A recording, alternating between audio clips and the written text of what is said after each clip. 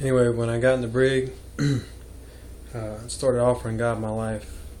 Had a lot of time to think, a lot of time to look back on past and things I've taken for granted and everything. And I wrote a lot of songs about, thanks mom and dad, the answer, all kind of stuff, just about real life. And anyway, while I was in there, I prayed a novena. It's like a 9-day prayer to the Holy Spirit.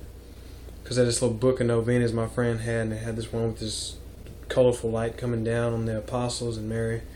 And I was like, that's the one I want to do, man. So they said, whatever you asking for at the end of them 9 days is going to come true. So I believed that. So I got on my knees every night and prayed this prayer for 9 days. And on the third day, I was a cook in the brig. So on the third day, I remember this very well.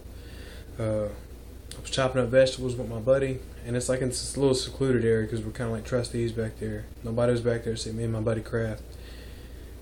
And I wasn't expecting this at all. I was in the middle of chopping up, and all of a sudden, like, I got really warm on the inside, and this thing felt like it was vibrant, trying to get out of me. And I felt like I was gonna die and like start floating away.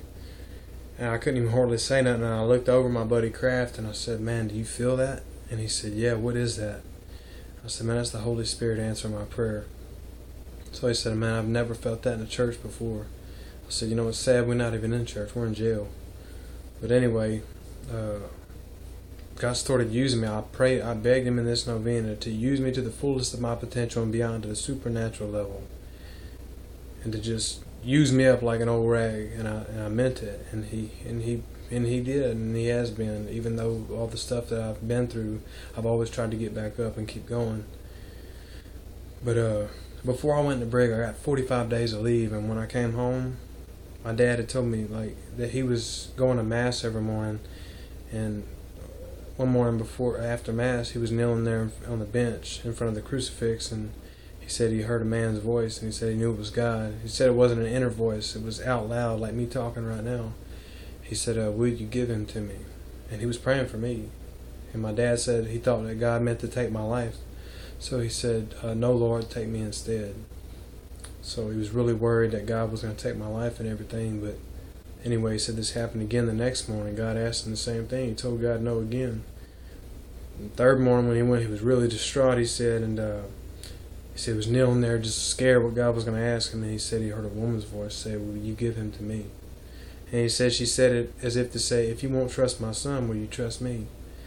And he said he was rendered helpless. He couldn't even say no. He said, "Yes, mother, I will." And he left it at that. And then that's what happened. What happened with Stephen. And after he told me that, I was kind of upset because I thought he gave God the okay to let that happen. But I started to trust too at the same time, because I was like, it didn't happen for no reason. You know, God allowed this to happen. And God changed my life completely. He took that man's life, or he allowed me to take that man's life on accident to change my life, and I don't want to waste that. I want to start doing music like his mother asked us to do, asked me to do, and I want to keep that promise I made. And I don't know other way to do it. And I told God too, I made him a promise before I got out of the brig, I would tell my testimony everywhere I went, and I haven't done that. I may have told 2 or 3 people, but I've just been holding that stuff in. Started turning to drugs and alcohol again as soon as, not as soon as I got out, about 6 months after I got out, because I let all that stuff start building in on me again, because I was out in the world. It wasn't a secluded area no more where God could do what he wanted to with me. And but I still keep getting up, and here recently, it hasn't been till here recently, I haven't even had a desire to do drugs or drink. But I'm ready to get up. I'm ready to go forth, like I said, full speed ahead with this music. Now I'm gonna stop recording right here, and I'm gonna post some songs of my voice up. I don't have like any high tech stuff, but I'm just gonna sing, and then I'm gonna talk about some of the songs I did. All right, thank you.